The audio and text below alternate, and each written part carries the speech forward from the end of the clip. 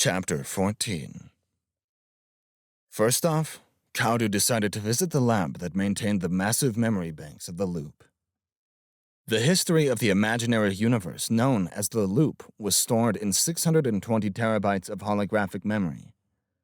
Even now, 20 years later, it was safe and sound.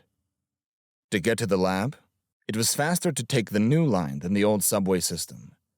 Kaudu left the university hospital and headed for the station.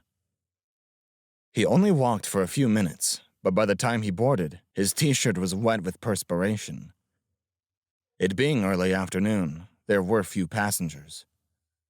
As a result, the air conditioning cooled the air a little too efficiently for Kaudu. In no time, his t-shirt felt clammy and cold against his skin.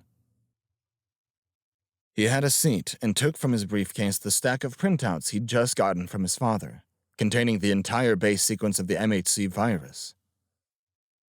The sequence consisted of the letters A, T, G, and C, representing the different varieties of nucleotides. He knew, stare at it forever, and it still wouldn't get him anywhere in particular. But he had nothing to do. If he'd had a paperback, he'd be idly flipping through it right about now. But as it happened, his briefcase contained nothing else to pass the time with. A gene is essentially a unit of information, and the MHC virus had a mere 9 of them. By way of comparison, a human being has something like 300,000 genes, so the virus's total was fairly small. Each gene can be represented by a sequence of a few thousand to a few 100,000 bases. 3 bases form one amino acid. So, for example, a string of 3,000 letters, A, T, G, C, and so on, means that 1,000 amino acids have all joined hands to create a protein. Kaudu scrutinized page after page, and when his eyes got tired, he lifted his head and gazed out the window at the scenery. The print was so small that trying to focus on it through the jostling of the train was making him queasy. Above each row of letters was a series of numbers in multiples of 10, allowing the viewer to tell at a glance what number in the sequence each letter was. By scanning these numbers, it was an easy matter to figure out how many bases constituted each of the 9 genes. They ranged from a few thousand to hundreds of thousands. In order, they were: Gene number 1, 3,072 bases. Gene number 2, 393,216 bases. Gene number 3, 12,288 bases. Gene number 4, 786,432 bases. Gene number 5, 24,576 bases. Gene number 6, 49,152 bases. Gene number 7, 196,608 bases. Gene number 8, 6,144 bases. Gene number 9, 98,304 bases. Kaudu stood up and moved over to the door. The breeze from the air conditioner had been hitting him on the left side of his body. He especially disliked this kind of unnatural chill. If the cost of sitting was freezing, he'd just as soon stand. As he leaned against the door, he idly pictured Reiko's face, but visions of his father's attenuated features kept coming to his mind. The research center where he was headed was a partial leftover of the place where his father had once worked. Kaudu knew that 25 years ago, upon finishing his doctorate, his father had been invited to join the Loop project, and that his father had devoted the next 5 years to researching artificial life. He didn't, however, know the specifics of what his father had been researching. It had all been before Kaudu was born. Each time he tried to ask, his father became close-mouthed. But the project hadn't ended well. That much Kaudu had been able to guess. Hideyuki was the type to jump up and down and celebrate when his work was successful, but he'd clamp his mouth shut and tight in the wake of failure. Once Kaudu recognized the signs, he realized it wouldn't do to keep rooting around. But this time, maybe it was his age, or maybe his illness had softened him. When Kaudo had made to leave his father's sick room with the sheaf of papers in his hand, Hideyuki had stopped him with a word. "Kiddo." Then his father, on his own initiative, had brought up the topic of his research some 2 decades before. My area was to come up with a computer simulation of the emergence of life. His explanation was simple. For years, it had been his dream to elucidate how life had first appeared on Earth. But, as Kaudo had guessed, the experiment had come to an unforeseen conclusion, and it had been put on ice.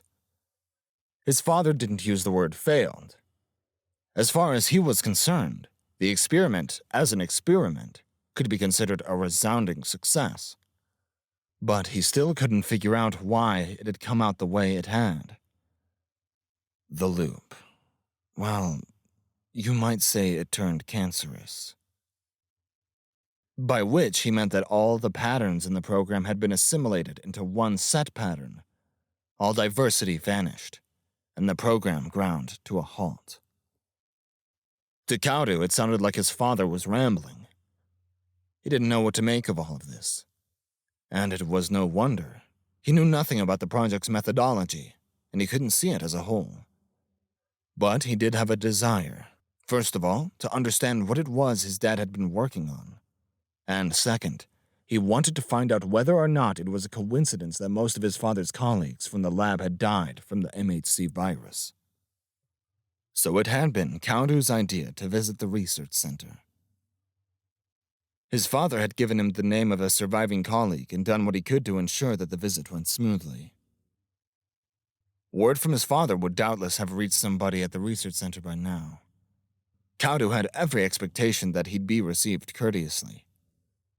He glanced down at the paper again. There was something about the total number of bases in each gene that was tugging at him. The top page held 9 numbers, ranging from 4 to 6 digits, each number representing the bases in one gene.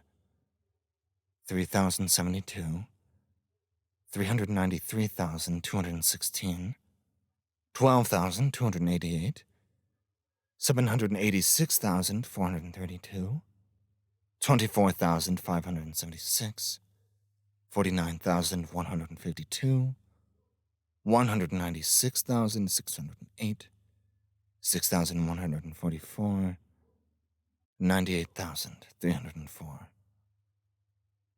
Kaudo had a special ability when it came to numbers.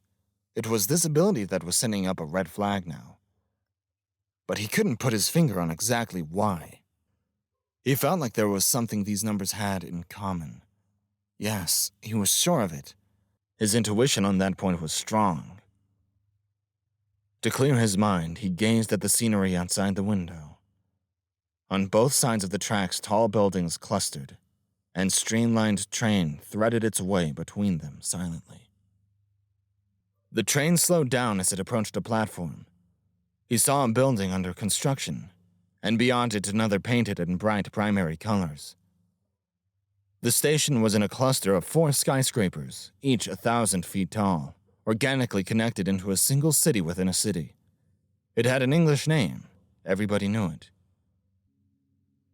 The square building.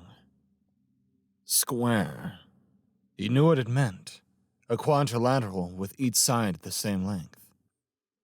But it had another meaning as well. Kaudo looked down again at the printout, concentrating on the 9 numbers. It couldn't be, he murmured. He recalled that the English word square also referred to the process of multiplying a number by itself. And with that, it came to him. 3072 is equal to 2 to the power of 10 times 3. 393,216 is equal to 2 to the power of 17 times 3. 12,288 is equal to 2 to the power of 12 times 3. 786,432 is equal to 2 to the power of 18 times 3. 24,576 is equal to 2 to the power of 13 times 3. 49,152 is equal to 2 to the power of 14 times 3. 196,608 is equal to 2 to the power of 16 times 3. 6,144 is equal to 2 to the power of 11 times 3. And 988,304 is equal to 2 to the power of 15 times 3. It was astonishing. Each number equaled 2 to the power of n times 3. Kaudu made some quick mental calculations as to the probability of 9 random 4 to 6 digit numbers all turning out to equal 2 to the power of n times 3. There were only 18 such numbers in all the possible figures up to 6 digits. Kaudu didn't need to come up with the exact probability, though. It was breathtakingly close to 0. Why do this virus's gene sequences come out to 2 to the power of n times 3? The chances of it happening were basically 0, and yet it had happened. These 9 numbers had surmounted that wall of improbability. It couldn't be a coincidence. He had to proceed under the assumption that it meant something. He could remember coming to the same conclusion during that debate with his father 10 years ago. That time the topic had been the emergence of life. Oh, and superstitions, jinxes. It was best to think that behind every amazing coincidence was some entity pulling strings. An announcement came on to say that the train had reached Kaudu station. The voice sounded to Kaudu like it was coming from far, far away. Kaudu was expelled from the train doors onto the platform. If his father was to be believed, it was only a 10 minutes walk from the station to the research center.